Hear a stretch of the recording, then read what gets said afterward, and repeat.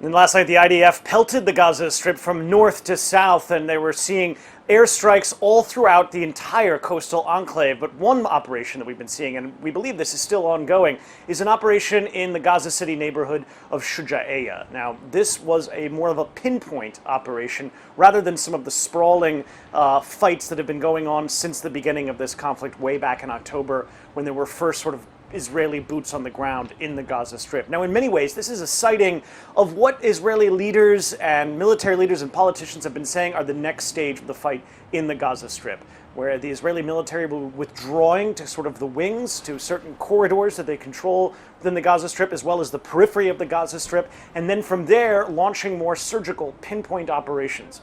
Now, we heard from residents in the Gaza Strip saying that there were airstrikes and artillery firing, and that caused hundreds of people to rush for shelter and protection.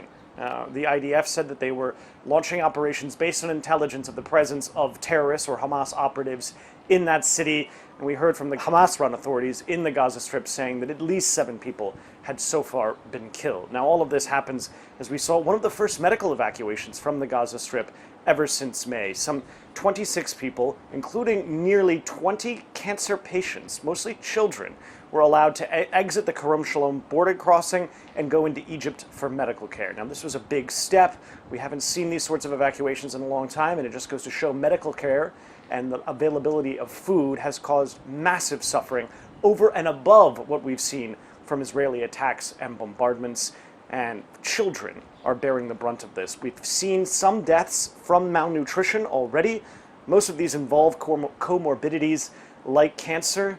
So now these nearly 20 children are going to be getting much needed relief abroad. But the situation, the humanitarian devastation in the Gaza Strip is still ongoing. Matt Bradley, NBC News, Tel Aviv.